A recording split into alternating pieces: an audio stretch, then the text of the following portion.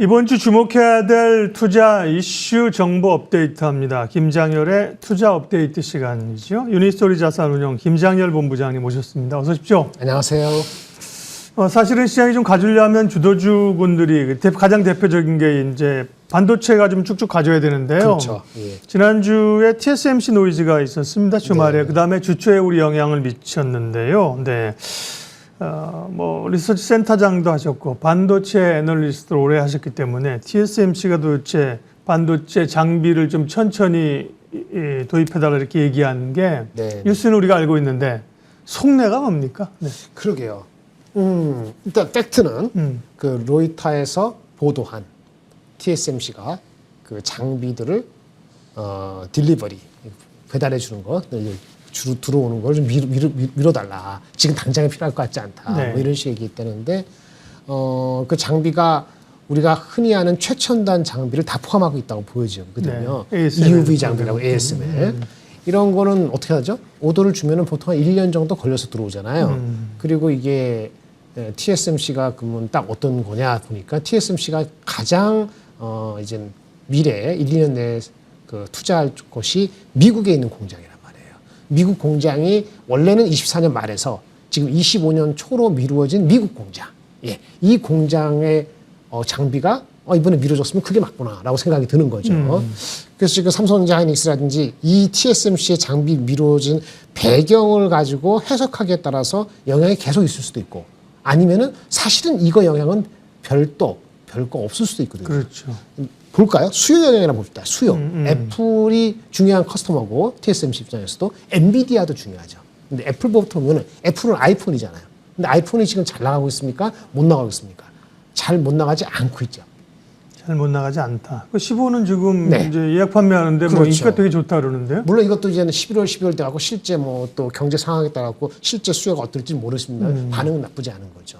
그런데 그럼 내년도 말, 내후년도에 나올 수 있는 애플의 여러 가지 제품, 아이폰 16도 있을 거고, 폴더블 폰도 있을 거고, 비전 프로도 나올 거고, 그런데 지금 이 시점에 아이폰이나 애플의 수많은 제품들을 미리 걱정한다 또는 경기가 나빠질 것 같은 TSMC가 스스로 이건 좀 말이 안 되는 것 같지 않습니까? 그래서 애플 수요가 계속 좋다 이걸 얘기하는 게 아니고 애플 수요에 대한 전망을 갑자기 TSMC가 바꿨을 일은 없다는 거죠. 그렇겠죠. 네. 그럼 두 번째 그 엔비디아 GPU, AMD GPU 같은 HBM 관련된 걸 그렇죠. 장비를 AI. 도출하려고 했을 이유가 없죠. 부족한데 못 만들어내는. 예, 40%도 40% 부족하다는데 네. 이거를 지금 플랜을 바꾼다? 이것도 이상하잖아요. 그렇죠. 그럼 결국은 이런 컨선을 이런 여러 가지 표면적인 얘기를 했습니다만은 실질적으로는 미국 공장 진출 그렇겠네요. 네. 이거에 대한 전략적 판단을 달리한 거 아니냐라고 볼 수 있겠고요. 결론은 제가 이 표를 가져왔는데요. 네.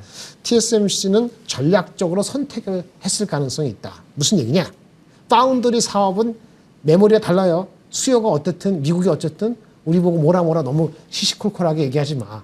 우리가 우리 스케줄대로 갈게. 우리 스케줄이라면은 이 미세 공정, 여기 4나노 공정인데 4나노 공정이 필요할지 아니면 거기 얼마나 그 질적으로 돼 있는 그 노동자들을 근로자 엔지니어들을 교육시켜서 할 수 있을지 이런 판단을 다 종합적으로 해가지고 빨리 할 수도 있고 늦게 할 수도 있고 이런 거에 어떤 그런 자기네의 컨트롤에 대한 자신감을 보여준 거다. 또는 그런 거 보여주면서 협상 레버리지를 극대화하기 위한 거다라고 저는 보여지고요. 그렇다면 이거는 삼성전자 하이닉스의 메모리 비즈니스가 지금 뭐 반도체가 올라다니 말하니 하는 이거에는 직접적인 영향은 별로 없지 않나 저는 이렇게 판단하고 있습니다. 네, 그러게요. 미국의 그 반도체 공장을 짓고 뭐 일본 가고 TSMC도 이게 사실 고민이 좀 있는 거잖아요, 그죠? 그렇죠. 네, 전략적인 지정학적인 그런 고민도 있고 어쨌든 TSMC의 노이즈가 지난 금요일 날은 미국 필반 지수도 많이 끌어내리고 그랬는데요. 네, 해석을 맞습니다. 이렇게 해 나가는 겁니다. 그러면 삼성전자와 SK 하이닉스 입장에서는 사실은 또 파운드리가 아니고 여기는 네. 메모리 쪽인데 그렇죠? 그렇죠. 메모리는 네. 이제 좀 바닥을 돌아 나오면서 가격도 좀 올리고 감산도 이제 멈춰야 되는 상황까지 아니야 이렇게 얘기를 하고 있는 상황이잖아요. 네, 그런 맞습니다. 가운데 이제 실적 시즌이 또 돌아옵니다. 삼성전자, SK 하이닉스 실적은 어떻게 될까요? 실적이 이제 오늘 주가가 좀 이렇게 삼성전자 하이닉스가 밀리는 이유 중에 하나도 TSMC가 이슈가 아니고 실질적으로 3분기 실적에 대한 기대치가 좀 있었다 그러면은 그 기대치를 낮춰야 된다는 이제 콜이 이제 지난주부터 이번 주에 나오고 있는 거거든요. 네. 삼성부터 말씀드리면 삼성전자의 2분기 실적이 아마 6,700억 정도 됐었을 거예요. 근데 지금 3분기 실적에 대한 기대치가 당초에 9월달 들어올 때는 한 3조 가까이였었거든요. 근데 지금 나오는 게 오늘 아침에 KBS 나온 거, 다른 증권사 오늘 말씀드리는 모든 것이 2조 정도 또는 2조 밑에. 1조 뭐 예. 6천 뭐 이렇게. 그래서 뭐 2조가 안 될 가능성을 무게를 두다 보니까 네. 2조가 안 된다는 건 무슨 얘기냐면 반도체가 지난 분기보다 적자가 많이 줄지는 않았다. 좀 더 디테일 보면은 여기 보시면 3분기까지는 디램 가격이 그다지 오르지 않았고 그다음에 출하량도 많이 증가되지는 않았을 가능성에 무게 중심을 두고 있는 그런 흐름이에요. 그러다 보니까 삼성전자에서 실망까지는 모아더라도 지금 매크로도 유가도 계속 오르고 있고 그렇죠? FOMC도 아직은 내일까지 봐야 되고 여러 가지 긍정적인 것보다는 조금 경계심이 더 좀 추가되다 보니까 TSMC는 핑계로 해서 주가도 삼성하이닉스가 좀 밀리는 이런 양상을 보여주고 있는 거죠. 일단 지금 표에 있는 네. 추정치를 보면 반도체 부분에서 이익이 4조 줄어드는 게 정도. 내년 1분기나 돼야. 내년 1분기나 돼야 흑자 전환 네, 가능성. 그러니까요. 근데 일단은 이럴 수도 있습니다. 지금 9월이잖아요. 네. 9월, 10월에 현물 가격이 좀 올라가면은 좋게 생각하거나 어느 정도 리즈너블한 거는 3분기까지 재고가 평가 손실 난 것이 4분기에는 평가 손실 환입이 돼서 플러스로 작용할 가능성이 있어요. 예. 그게 한 변수가 한 많게는 한 2조 이상 될 수도 있거든요. 그러면 3분기가 1조 8천, 1조 5천이 나온다 하더라도 4분기 숫자는 아마 3조 중후반대 갈 수도 있거든요. 그러면은 올해 가기 전에는 이익은 올해는 한 6조 정도 이내로 나온다 하더라도 내년에 대한 기대치는 뭐 많이 낮아지긴 했습니다. 40조는 아니더라도 한 30조 정도 가까이 기대할 수 있는 거가 되는 거죠. 내년에 스타트를 4조로 시작하면은 뒤에 올라가면은 한 20조 후반, 30조는 가능하거든요. 그러면 이 적정 주가가 얼마냐는 건데 속도가 좀 느리지 않습니까? 보시기에. 속도가 느리다 그러면 아마 애널리스트들이 얘기하는 9만 원을 올해 저번에 말씀드린 것처럼 쉽지 않아요. 쉽지 않은데 이 정도 속도면은 한 8만 원 정도는 바라볼 수 있는데 지금은 매크로 컨선이 함께 겹치면서 7만 원을 이탈한 상태다. 이렇게 볼 수 있는 겁니다. 하이닉스는요? 하이닉스는 상대적으로 이익의 감소 폭은 더 많았습니다. 더 좋다는 얘기예요. 2분기 때 한 3조 가까이 적자였는데 3분기에 대한 기대치는 1조 3천억에서 2조 정도 적자. 평균 한 1조 5조에서 1조 7천억 적자니까 적자폭이 많이 줍니다. 상대적으로. 근데 그거 원인은 뭐냐면 하이닉스는 디램 가격 상승률이 조금 있어요. 한 8%에서 10% QOQ로. 그러면서 동시에 출하량도 있다. 여기는 이제 HBM이나 GDDR5가 비중이 삼성보다 높거든요. 그래서 이미 하이닉스는 만약에 1조 한 7천 정도의 적자폭이 줄면은 디램만 따지면 흑자 전환됐을 가능성이 높아요. 그런데 하이닉스가 왜 또 더 밀리느냐 주가적으로 본다면은 좀 이상하지 않습니까? 네. 이거는 저번에 화웨이 건 있죠. 이런 거 신경 쓰는 거하고 중국 그 공장에 대한 의존도가 높은데 그거 여파로 중국 사업에 영향이 있는 거 아니냐는 이런 컨선까지가 결합되다 보니까 좀 더 빠지는 이런 형국이라 보시면 되겠습니다. 네.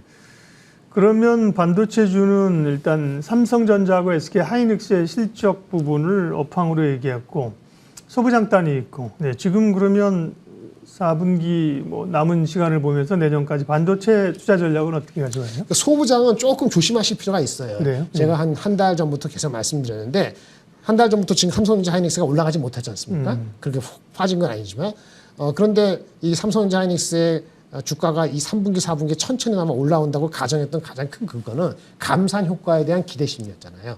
그렇죠? 근데 감산을 계속하고 있지 않습니까? 감산을 계속하는데 투자를 장비주라든지 소재주에 이 모멘텀이 바로 온다고 볼 수는 없는데 주가가 미리 가는 측면이 있거든요. 그래서 그 소부장은 삼성전자 하이닉스의 메모리의 감산의 지속이라는 측면에서 본다면 당분간은 쉬는 게 맞다라고 저는 보고 있습니다. 네. 이제 반도체를 여쭤봤는데 전체 시장 전략이 이제 나와서요. 전체 추석 연휴 전에 전략도 얘기를 마무리해 주십시오. 네네. 단기적으로는 이제 올라가는 게 두 개 있고 천천히 올라가는 게 하나 있고 그 다음에 내려가는 게 있죠. 내려가는 건 리튬 가격이죠. 근데 리튬 가격이 내려간다는 게 벌써 얘기가 많이 돼가지고 3분기 실적 발표될 땐 다시 기회를 노리는 거 아니야? 이런 생각이 들면서 아마 그 양극재 포함해서 주가가 좀 반등하는 것 같은데 네. 어쨌든 실적 확인할 때까지는 리튬이 영향을 받을 것 같고요. 반도체 현물 가격이 올라오고 있는데 이 속도죠. 2% 3%가 아니고 5% 7% 이렇게 올라가야지 주가가 힘을 많이 받을 거예요. 그 속도가 문제입니다. 이제 몇 퍼센트가 중요하고요. 많이 올라가는 건 짜증나게 유가가 짜증나게 올라가고 있죠. 개인적으로는 92, 3불 정도에서 아마 허들이 있다고 보고 있는데 변수는 미국의 그 전략 비축률을 언제 사야 되느냐 여기에 따라 조금 더 올라갈 수 있는 여지가 있다는 것이 조금 부정적이고요. 반면에 유커 주식은 우리 추석 직후에 확인될 지표 중에서 유일하게 긍정할 수 있는 건데 이것도 주가가 이미 올라온 측면이 없지 않아 있어서 근데 아마 추세적으로 빠지거나 이럴 확률은 별로 없어서 그나마 유커주가 펀더멘털적으로는 좀 편안하다 이렇게 말씀을 드릴 수 있게 이게 단기적인 한 달 정도 내지는 몇 주 사이에 있을 것 같습니다. 중기적으로는요. 네. 올해 전반적으로 그 뭐 AI라는 거 첫 번째 AI 속도가 얼마나 빨리 뜨느냐 두 번째는 미국의 소비 여력이 계속 있느냐 파업도 있고 유가도 영향이 있는데 이게 소비 여력에 대한 임팩트는 바로 나타나는 게 아니고 한 2, 3개월 정도에 나타나거든요. 8, 9월 달에 여러 가지 파업이라든지 유가가 영향이 있었으니까 10월, 11월 넘어가는 시점에 소비 여력이 체크가 될 거예요. 이때까지는 안심할 수는 없어요. 그리고 맨 마지막으로 이런 모든 짜증나는 것의 변수를 조금 완화질 수 있는 거는 미국, 중국 간의 정상회담을 해서 뭔가 여간에 그 탈출구를 모색하는 건데 그 가능성 여부는 만나야 되지 않습니까? 근데 샌프란시스코에서 에이펙 정상회담이 11월 중순에 있는데 거기에 올 수 있느냐? 시진핑이 와서 얘기할 것이냐? 이 여부가 아마 10월 말까지 계속 관심 사항이 될 것 같고요. 전략은 어떻게 되느냐? 반도체나 AI인데 소형주보다는 중대형주 중심으로 줍줍한다. 나눠 산다는 거하고 중국 관련되는 유코 관련주도 또는 중국이 최악에서 벗어났다고 하면은 철강이라든지 이런 시크리컬한 주식 이런 정도로 관심을 가질 수 있고 나머지는 매우 선택적으로 접근하는 것이 필요해 보입니다. 네, 김장렬의 투자 업데이트 유니스토리 자산운용 김장렬 본부장님과 시장 분석하고 전략 세웠습니다. 고맙습니다. 네, 감사합니다.